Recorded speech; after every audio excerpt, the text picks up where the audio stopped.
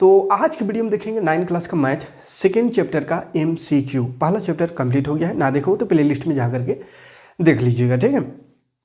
तो आज second chapter बहुपद का MCQ देखेंगे। बोर्ड एग्जाम बहुत कम समय है, इसी कम समय में आपको 100% तैयारी कराएंगे। बाकी चैप्टर वाइज तो पढ़ा चुके थे, जो क्लास किए हैं उसके लिए बहुत बढ़िया, वो बहुत अच्छे से समझ पाएंगे। और जो क्लास नहीं कर पाए किसी वजह से, तो अभी भी रेगुलर क्लास करिए, जितना भी दिन है, 1 महीने का समय है।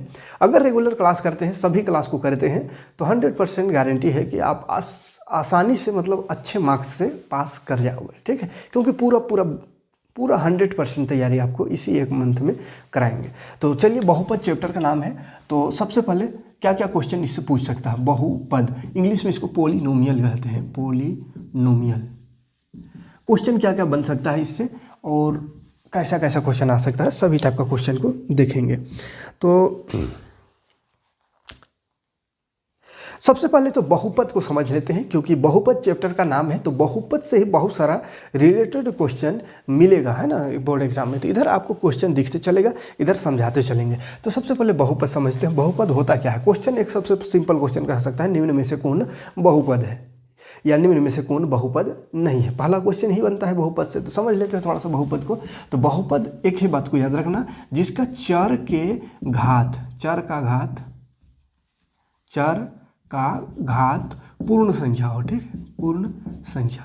चर अचर समझ में आता होगा, और उसी चर का घात अगर पूर्ण संख्या भी समझ में आता होगा। नहीं समझ में आता होगा तो समझ लीजिए 1 2 3 जीरो भी है ना, 0 1 2 3 4 5 6 जो भी संख्या है सभी को पूर्ण संख्या कहते हैं, जिसमें जीरो भी हो सकता है, ठीक है। और चर अचर क्या है? तो चर किसको बोलते हैं? तो वही XYZ वाला जो टर्म आता है उसको चर कहते हैं, ठीक है, ये चर है। और अचर एक होता है अचर क्या है? तो जो नंबर 1 2 3 गिनती है मैथ वाला, उसको अचर कहते हैं, यानी कॉन्स्टेंट। और चर XYZ ABCD मतलब जो भी अक्षर मैथ में यूज होता है तो वो सब चर है, और अचर मैथ वाला है। अचर को इंग्लिश में कांस्टेंट, चर को वेरिएबल कहते हैं, ठीक है। तो वेरिएबल का घात अगर पूर्ण संख्याओं में हो तो उसको बहुपद कहेंगे, अदरवाइज उसको बहुपद नहीं कहेंगे। एक बात याद रखना, इससे डायरेक्ट इससे क्वेश्चन एक रह सकता है। जैसे क्वेश्चन देखो, निम्न में कौन बहुपद, पहला क्वेश्चन है एक चर वाला बहुपद कौन है। अब एक चर मतलब जिसमें खाली x रहे तो एक चर, या खाली y रहे तो भी एक चर, सिर्फ z रहे तो भी एक चर, लेकिन किसी में अगर x भी है y भी है तो 2 चर हो गया, ठीक है। z भी है तो 3 चर हो गया। तो बोला पहला में कौन एक चर वाला बहुपद है? तो देखिए पहला ऑप्शन में x + y है, तो ये तो 2 चर हो गया। दूसरा ऑप्शन में 2x² + 3x + 4 है, तो मतलब सब में x है, तो x खाली x है, तो एक चर में बहुपद वो हो जाएगा, ठीक है। उसके बाद दूसरा नंबर क्वेश्चन से खाली डायरेक्ट बोला है कौन बहुपद है। तो बहुपद में याद रखना क्या होनी चाहिए? चर का घात पूर्ण संख्या। तो फर्स्ट ऑप्शन है, ऑप्शन से समझते हैं ताकि इससे रिलेटेड कोई भी क्वेश्चन पूछे तो आप कन्फ्यूज ना हो। पहला ऑप्शन में देखो 2x² + 3x⁻⁻1 + 4 है, क्या ये बहुपद है? तो बहुपद में क्या बोले? चर का घात पूर्ण संख्या, चर है यहाँ पे x का घात 2 है, 2 पूर्ण संख्या है, सही है यहाँ। लेकिन यहाँ पे जब आते हैं तो x का पावर दिख रहा है -1, और -1 पूर्ण संख्या नहीं है। पूर्ण संख्या होता है 0 1 2 3 4 5, ये सब प्लस वाला, तो ये माइनस में है, मतलब ये बहुपद नहीं है। जितना भी चर है सबका घात प्लस होनी चाहिए, या माइनस में हो गया, इसलिए बहुपद नहीं है। दूसरा ऑप्शन में देखेंगे तो है 2x² + 3x + 4/x। अब इसमें बहुत कोई कंफ्यूज होता है, कहेगा यहाँ भी प्लस में पावर, यहाँ भी प्लस, कुछ नहीं तो प्लस है, यहाँ भी प्लस, सही है, बहुपद है। लेकिन नहीं, ये बहुपद नहीं है। क्यों?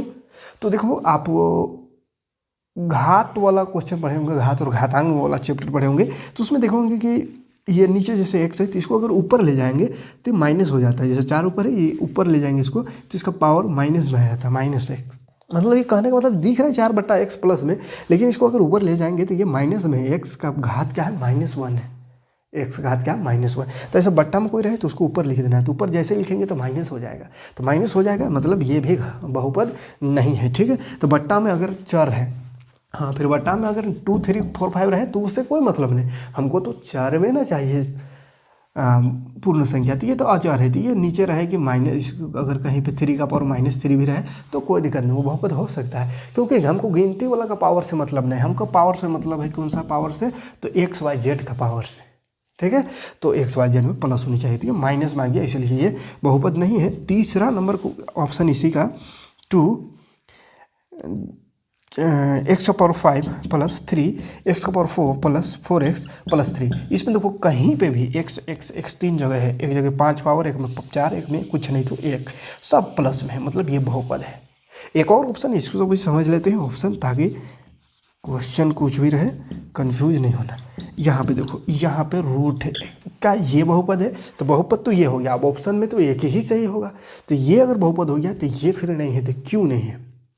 कन्फ्यूजन ऐसे ही क्वेश्चन में होता है, ऐसा वाला और ऐसा वाला। इसमें तो डायरेक्ट दिख रहा है कि माइनस में है तो नहीं होगा, लेकिन इसमें नहीं दिख रहा था डायरेक्ट माइनस, है ना, तो इसमें कन्फ्यूज हो जाते हैं बच्चे।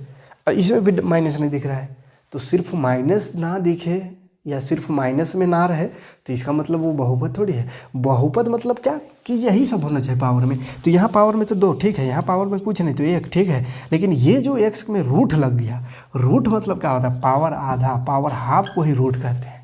मतलब x का पावर वो हाफ है, x का पावर कितना है 1/2 है, तो 1/2 पूर्ण संख्या है नहीं है, पूर्ण संख्या 1 2 3 4 5 ऐसा रहता तो, लेकिन ये तो 1/2 है, यानी 0.5 उसको पॉइंट भी लिखेंगे तो इसलिए ये भी बहुपद नहीं है। ठीक है, तो जितना भी क्वेश्चन हो सकता है कन्फ्यूजन यही 3 चीज़ में हो सकता है, ऑप्शन में यही 3 चीज़ रहेगा, तीनों को समझना है। ठीक है, ये और ये तो डायरेक्ट दिख रहा है, इसमें बट्टा में रहे तो ऊपर करेंगे माइनस हो जाएगा, इसलिए बहुपद नहीं।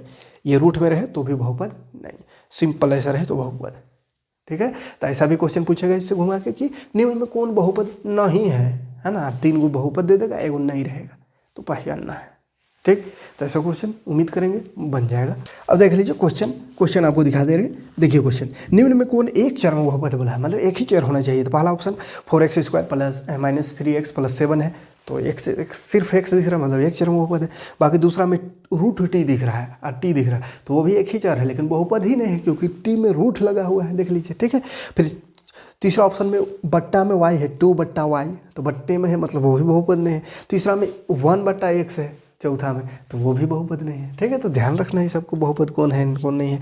चौथा में भी कौन बहुपद है बोला है, देखो पहला में रूट लग गया x में, बहुपद नहीं। दूसरा में x नीचे आ गया बट्टा में, बहुपद नहीं। तीसरा में माइनस आ गया तो बहुपद नहीं, मतलब इनमें से कोई बहुपद नहीं है। 5वां नंबर में फिर बोला कौन बहुपद है, तो पहला में तो रूट है तो बहुपद नहीं। दूसरा में t² + 4 है, तो t² मतलब सही है, प्लस है, तो बहुपद हो जाएगा। ठीक है, तो कौन बहुपद कौन नहीं बहुपद, इतना छांटने में कोई दिक्कत नहीं होनी चाहिए।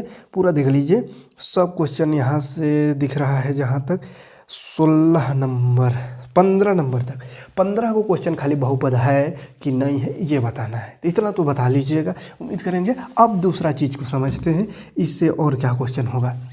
तो बहुपद में और क्या हो सकता है, बहुपद में सबसे पहले तो बहुपद से रिलेटेड क्वेश्चन देख लिए, डायरेक्ट बहुपद है या नहीं है, एक क्वेश्चन वहाँ से रहेगा।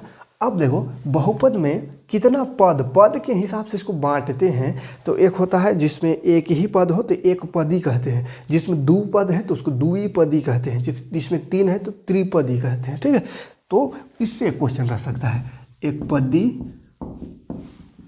द्विपद, एक पद द्विपद और त्रिपद, इससे क्वेश्चन रहेगा। एक पद माने खाली एक है, ऐसा है सिंगल, तो एक पद ही है। द्विपद माने 2 गो रहेगा, प्लस माइनस लगा के एक तो है, मतलब 2 गो हो गया। त्रिपद माने 3 गो रहेगा, जैसे x + y + 2xyz कुछ रहे ऐसा। ठीक है, अब यहाँ पे भी कन्फ्यूजन होता है, इतना सिंपल नहीं है। अगर xyz है तो क्या ये एक पदी है या द्विपदी है या 3 पदी है, तो जी बीच में प्लस माइनस होनी चाहिए तभी गिनाएगा, है ना। अगर मल्टीप्लाई में है या भाग में है तो जितना भी रहे वो एक ही काउंट होगा, है ना। 1 2 3 गो है लेकिन एक ही काउंट होगा, एक ही पद है। यही वाला अगर x + y + या -z ऐसा तीनों के बीच कुछ साइन लग जाए प्लस या माइनस का, तो ये होगा 3 गो, 1 2 3 गो पद, यानी त्रिपद। क्लियर है। इसी तरह x³ बटा 2 + 3 ऐसा, तो एक यहाँ और एक ये 2 गो पद है, तो छांटने आ जाएगा। चलिए छांट के देखते हैं। निम्न में 15 हो गया। 16 नंबर, निम्न में से कौन बहुपद द्विपद है, द्विपद है। तो 2 गो देखो किस में है, पहला ऑप्शन में 3 गो दिख रहा है मेरे को, दूसरा ऑप्शन में सिंगल 9x खाली दिख रहा है मैंने 1 गो, तीसरा ऑप्शन में 5x² - 9x दिख रहा है मैंने 2 गो, तो फिर द्विपद हो गया। 17 नंबर में है, निम्न बहुपद में कौन द्विपद है। द्विपद माने फिर से 2 गो कौन है, तो देख लो गिनती करना खाली 1 2 3 ऐसा। ठीक है, पहला नंबर में ही 2 गो दिख रहा है तो द्विपद है। 18 नंबर में कह रहा है कौन रैखिक है। अब आते हैं थोड़ा इससे अलग, इसी में एक पद, द्विपद, त्रिपद, ये तो समझ में आ गया। और एक 3 प्रकार का होता है जिसमें पावर के हिसाब, घात के हिसाब से, ये तो पद के हिसाब से, पद माने टर्म है ना, 1 2 2 टर्म 3 टर्म, टर्म के हिसाब से 3 भाग में बांटे। अब अगर पावर के हिसाब से बांटे, पावर यानी घात के हिसाब से, तो एक होता है रैखिक समीकरण, रैखिक बहुपद यह समीकरण रैखिक, एक होता है द्विघाती, द्विघाती, और एक होता है त्रिघाती या त्रिघात। ठीक है, ये अब समझो यहाँ पे रैखिक माने जिसका पावर 1 हो, जिसका पावर 1 हो, जैसे x का पावर 1 मतलब x + 2 है, तो x में कुछ नहीं मतलब पावर 1 है, तो ये रैखिक में आएगा। ठीक है, और जिसका हाईएस्ट पावर 2 है ना, जैसे x + y², हाईएस्ट पावर, बाकी कई ठो रहता टर्म, उससे मतलब नहीं, लेकिन पावर देखो इसमें 4 का पावर है ना, तो x में तो कुछ नहीं, y में 2 पावर है, मतलब हाईएस्ट पावर 2, तो द्विघाती हो गया।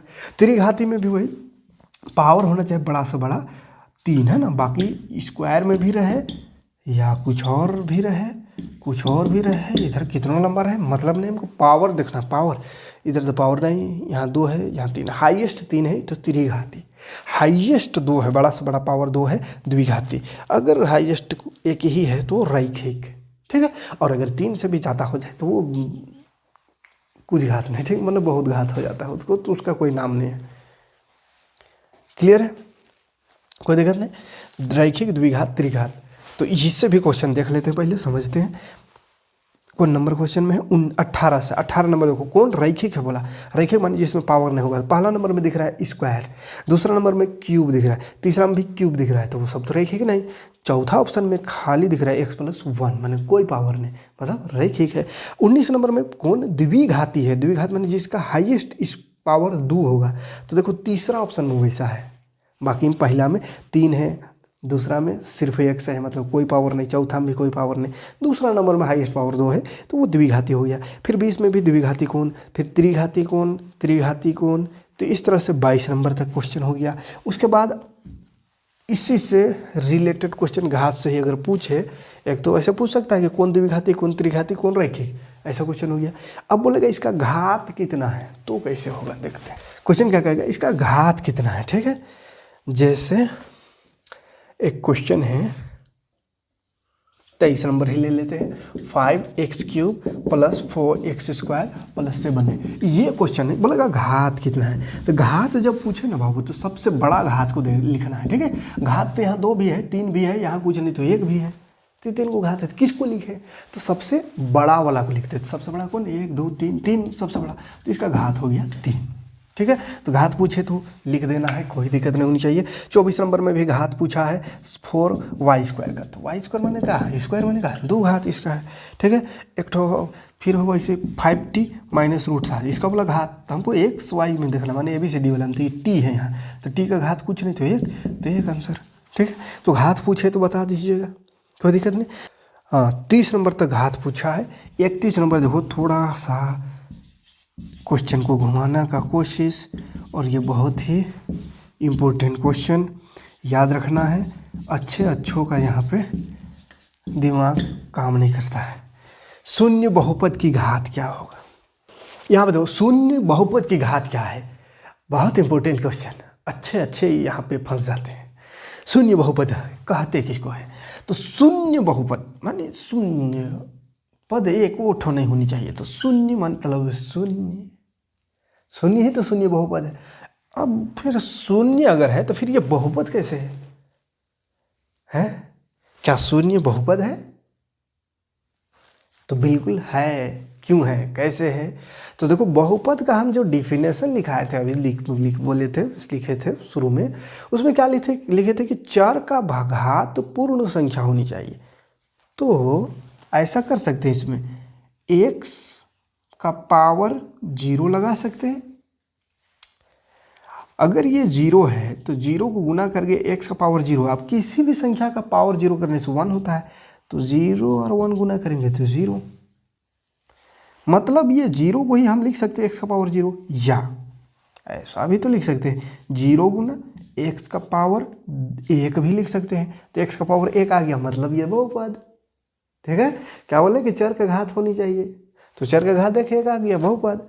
अब है ये भले 0 से इसको गुणा करेंगे तो 0 ही आएगा, कुछ अलग नहीं आएगा। क्या आएगा? 0 ही आएगा, लेकिन 0 को हम ऐसा बहुपद के रूप में तो लिख पा रहे हैं, इसलिए 0 भी बहुपद है। कैसा बहुपद? शून्य बहुपद। तो बोला है शून्य बहुपद की घात क्या होती है, तो यहाँ पे देखिए शून्य बहुपद ये भी था, 0 घात लगाए, यहाँ 1 घात लगाए, ऐसा भी तो हो सकता है। देखो x गुना 0 गुना x का पावर कर देते हैं 2, x का पावर 2 अगर कर दे, अच्छा x का पावर 1 माने x होगा, x और x को 0 से गुना करें 0 होगा, तो x का पावर 2 मतलब x का पावर 2 ही होगा, लेकिन 0 से गुना करेंगे तो ये फिर 0 बन गया। तो 0 को ऐसा भी तो लिख सकते हैं, x का पावर 2 यानी घात 2 में भी लिख सकते हैं, 1 में भी लिख सकते हैं, 0 में भी लिख सकते हैं। अच्छा और कुछ लिख सकते हैं, 0 गुना x का पावर 3 भी तो लिख सकते हैं, इसको भी तो गुना करने से 0 को किसी से गुना कर 0 हो जाता है। मतलब यहाँ तो बहुत कुछ लिख रहे हैं, 0 1 2 3 भी लिख दिए, तो 4 भी लिख सकते हैं, 5 भी, 6 भी, 7 8 9 10 11 12 कुछ भी पावर में लिख सकते हैं 0 के साथ। मतलब इसकी घात क्या होगी? परिभाषित नहीं है, परिभाषित नहीं है। कोई एक ठो रहता तब ना बताते, इसमें तो सब है, तो इसीलिए लिख देना क्या? परिभाषित नहीं है। ठीक है, एक और क्वेश्चन, ऐसा ही क्वेश्चन, इसीलिए इसको मिटाएंगे नहीं, यहाँ पर क्वेश्चन को बताएंगे। 32 नंबर क्वेश्चन और 31 नंबर बहुत इंपॉर्टेंट क्वेश्चन है। देखो क्वेश्चन है बहुपद 3 का घात, 3 का घात, 3 का घात, और लिख दिया है यहाँ पे लिख दिया है कि ये क्या? बहुपद है, बहुपद 3 का घात। अब बहुत कोई ये नंबर सबको बहुपद समझ में न करता है बहुपद मतलब सोचते हैं कि खाली x y z रहे तब है उसको बहुपद कहेंगे, अगर बहुत रहे तो बहुपद सोचता है। एक तो सिंगल भी रहता है तो कह देता है ना बहुपद नहीं है, बहुत होनी चाहिए, ऐसा समझते हैं लोग। और शायद 6 7 8 में जब बहुपद के बारे में समझाया गया था तो वैसे ही समझाया गया था, लेकिन हम अभी शुरू में ही चैप्टर स्टार्ट करें तो वहीं पे बताएं चर का घात होनी चाहिए पूर्ण संख्या, तो बहुपद हो गया वो। तो यहाँ पे 3 का घात कितना है बोल रहा है, बहुपद 3। अब बहुपद 3 का है कह रहा है, 3 क्या बहुपद है? 3 में भी तो x y z नहीं दिख रहा है कुछ, तो कैसे बहुपद हुआ? तो है बहुपद, कैसे है? तो देखो 3 को हम ऐसा लिख सकते हैं, 3 है इसको हम ऐसा x का पावर 0 करके लिख सकते हैं। बाकी 0 को तो x का पावर 0 1 2 3 किसी के साथ भी लिख सकते थे, 0 ही हो रहा था, लेकिन 3 को हर किसी के साथ नहीं लिख सकते हैं, 3 को सिर्फ x का पावर 0 लिख सकते हैं। क्यों? क्योंकि 3 गुना x का पावर 0 या किसी भी नंबर का पावर 0 मतलब 1 ही होता है। कितनों भी ना बड़ा नंबर है, 1 लाख का भी पावर में 0 बैठा दिए तो उसका मतलब सिंगल 1 होता है। ठीक, तो 1 का पावर 0 मतलब 1। अब 3 को गुना कर 1 से तो 3 का 3 ही होगा, तो 3 को ही ऐसा लिखे हम, 3 का x का पावर 0 मतलब x का पावर 0 के रूप में लिखे, मतलब x आ गया और पावर 0, तो पावर 0 वाला तो बहुपद होता ही है, क्योंकि बोले है पूर्ण संख्या, 0 पूर्ण संख्या है, माइनस तो नहीं ना है प्लस में, तो 0 पूर्ण संख्या मतलब पूर्ण संख्या है, x भी है 3 भी है, तो बहुपद है, सही है। तो इसीलिए इसको डायरेक्ट तो लिख सकते हैं, लेकिन ना लिखे तो वो है 3 ही, लेकिन बस लिख सकते हैं ऐसा, इसलिए 3 भी क्या बहुपद है, मतलब 4 भी बहुपद है, 5 भी बहुपद, 1 भी बहुपद, यहाँ तक कि यहाँ तो देखना 0 भी बहुपद है। ठीक है, तो इस गलत फहमी में नहीं रहना है कि बहुपद में खाली x y z भरल रहे तब है बहुपद कहेंगे। 1 2 3 4 0 ये सब भी बहुपद है। ठीक, हाँ, तो अब क्वेश्चन में आता है कि बहुपद 3 का घात क्या होगा, तो घात लेकिन लिखना है 3 का पावर, ऐसा इसका घात को नहीं लिखना है, बहुपद 3 बोला है, खाली बोलता 3 का घात कितना है, तो 3 का घात देखो कुछ हो नहीं तो 1 है, तो 1 आंसर लिख देते, लेकिन बहुपद भी लिख दिया, मतलब बहुपद कब, जब x का घात कुछ रहे, तो x का घात यहाँ कितना है 0 है, तो इसका घात कितना हो जाएगा 0 है ना, इसका घात बहुपद 3 का घात 0। और खाली 3 का घात कहता तो 3 में देखते कि 3 में कोनो ने घात तो 1 है, लेकिन बहुपद का तो बहुपद जब भी आवे तो क्या बोले 4 का घात, तो 4 लगाओ इसमें x और उसका घात 0 ही कर सकते और कुछ नहीं, क्या कि अगर 3 है 4 का घात x घात 1 कर देते तब तो ये 3x आ जाएगा, और हमको दिया 3 क्वेश्चन में उसको 3x बना देते तो गलत बात है, क्वेश्चन ही चेंज हो जाएगा। हमको ऐसा करना है कि 3 3 ही रहे और बहुपद भी बन जाए, तो x का पावर 0 कर देंगे, मतलब इसी को लगाते हैं, क्या कहते हैं, सांप भी टूट जाए और लाठियों ना मरे, कि लाठी भी टूट जाए और सांपों ना मरे, है ना, तो वही काम करना है यहाँ पे, क्लियर। कन्फ्यूजन दूर हो गया होगा तो आगे बढ़ेंगे। चलो बहुपद से आप समझ हो गया है, क्वेश्चन आ जाएगा तो बना लीजिएगा घात से, है ना। 35 घात का द्विपद लिखे। अच्छा, अगर बोलेगा 100 घात का एक पदी लिखिए या 200 घात का दो पदी, 100 घात का बोला एक पदी लिखिए, 100 घात होनी चाहिए और एक पदी होने चाहिए, मैंने एक पद होनी चाहिए, तो x का पावर 100 कर देना, एक पद है, हो गया काम है। फिर इसी तरह 35 का घात, 35 घात का बहुपद बोला है, 35 घात का द्विपद, द्विपद क्या द्विपद, द्विपद मैंने दो 35 घात का, तो घात लगा देना, x या y या z कुछ भी लेके उसका घात 35 है, दो पद बोला, दो होनी चाहिए, तो एक और कुछ लिख दो, 1 लिख दो, 2 लिख दो, 5 लिख दो, 10 लिख दो या y z लिख दो, तो दो हो गया, एक दो पद, ठीक है। तो कन्फ्यूज नहीं होना, ऐसा वाला देख लो कि जहाँ पे भी ऑप्शन है सही है, ठीक है। 34 35 हो गया। अब आते हैं गुणांक, एक क्वेश्चन है गुणांक से रिलेटेड। गुणांक क्या होता है, इंग्लिश में इसको कोएफिशिएंट कहते हैं, कोएफिशिएंट।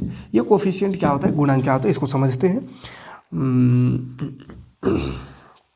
तो समझते हैं, चलो समझते हैं यहाँ से। गुणांक, गुणांक मतलब होता है गुना, गुणांक माने गुना, कितना से गुना हुआ है चर, कोई भी चर है या चर जो भी है वो कितना से गुना हुआ है उसे गुणांक कहते हैं। जैसे 5, एक एग्जाम्पल यहीं से लेते हैं, अलग से कहे ले, इसमें इतना क्वेश्चन दे दिया है कि हम अलग से कहे दिमाग लगाए, क्वेश्चन का भरमार है यहाँ पे।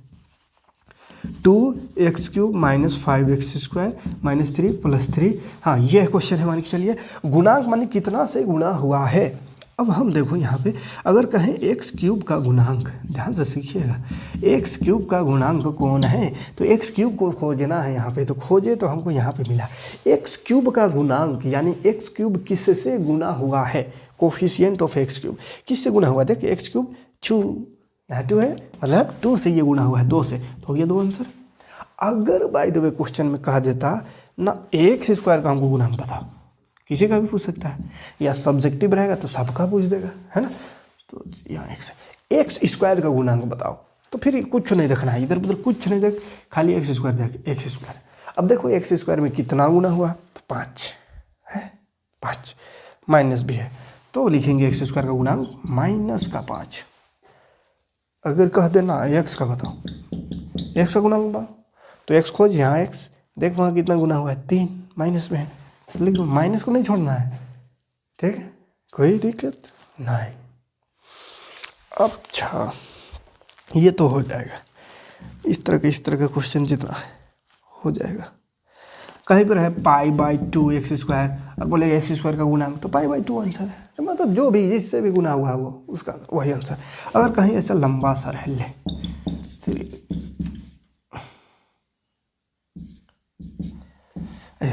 बोलेगा y का पूर्णांक लिख, अच्छा y दोनों जगह है तो फिर कंफ्यूज हो जाइएगा, यहाँ y वहाँ y, हाँ y का गुणांक, y का गुणांक, ठीक है, इसको भी कुछ और कर देते हैं, चाहे इसको रहने दो, y का गुणांक निकाल, y का। अब देखो y खोजो, y यहाँ है, अब y किससे गुना हुआ है, तो ऐसा देखो 3x, x भी लिखाएगा, और z से भी तो गुना हुआ, उधर z भी है, तो तीनों लिखाएगा 3xz। यहाँ सिंगल था तो सिंगल लिखे थे। अगर y का पूछ दे तो y के साथ गुना, तो ये भी हुआ है, ये भी, तो तीनों को लिखना है।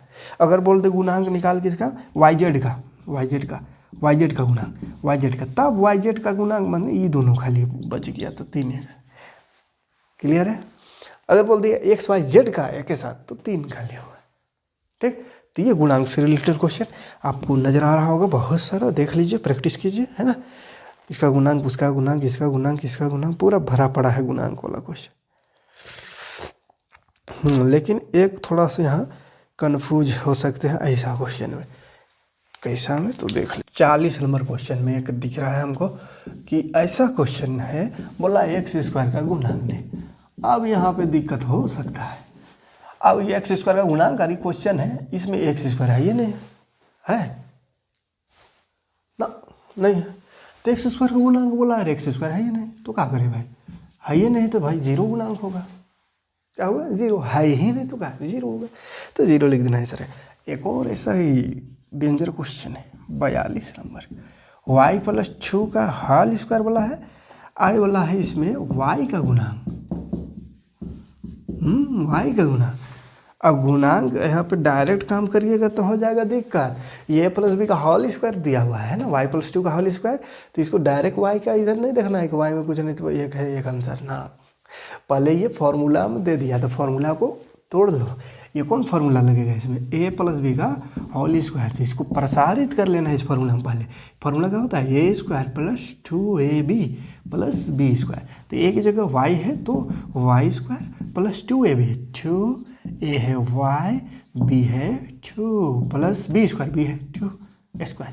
वाई स्क्वायर तो रह जाएगा, लेकिन यहाँ पे 2 दूनी 4 हो जाएगा, वाई प्लस 2 का स्क्वायर 4। अब वाई स्क्वायर, वाई का गुणांक बोला, वाई का गुणांक, तो वाई का खोजो, वाई यहाँ, और वाई गुणांक कितना से 4 प्लस 4 है, तो वाई का गुणांक 4 हो गया आंसर। ठीक है, तो ये गुणांक निकालने में या इस सब को निकालने में जो भी अभी तक बताएं उस सब को निकालने में कोई तकलीफ अब नहीं होनी चाहिए। तो आज के वीडियो में इतना ही देखेंगे, आज की वीडियो में इतना ही देखेंगे, यानी बनाने वाला क्वेश्चन आज नहीं देखें। आज खाली क्या समझे, बहुपद से रिलेटेड क्वेश्चन, ये सब खाली बहुपद क्या है उससे पूछेगा इतना क्वेश्चन, ये सब क्वेश्चन बन सकता है। अब जब नेक्स्ट वीडियो में आएंगे एक और वीडियो देंगे जिसमें बनाने वाला देखेंगे, कैलकुलेशन रहेगा। जैसे x का मान 0 रखो कोई बहुपद में, या कोई बहुपद का शून्यक निकालो, या कोई बहुपद को किसी से भाग देकर शेषफल निकालो, ठीक है, या किसी बहुपद का गुणनखंड निकालो। तो ये 3-4 टाइप का, एक ठो x का मान रखने वाला, दूसरा शून्यक निकालने वाला, तीसरा भाग देने वाला, चौथा गुणनखंड करने वाला, और एक होता है k का मान एक ठो में पूछ सके। 5 टाइप का क्वेश्चन नेक्स्ट वीडियो में देखेंगे। बहुत इंपॉर्टेंट होने वाला है वो वीडियो, क्योंकि उसी में मेन कैलकुलेशन देखेंगे। ये समझिए इस चैप्टर का बेसिक था, और इसी बेसिक से 4-5 क्वेश्चन बनेगा, और अगला जो पार्ट लेकर आएंगे उससे 5 टाइप का क्वेश्चन। ठीक है, तो इंतज़ार करिए।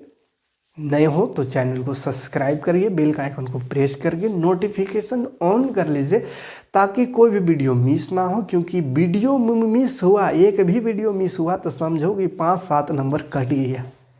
ठीक है, तो चलिए आते हैं नेक्स्ट वीडियो लेकर। थैंक्स फॉर वॉचिंग, जय हिंद।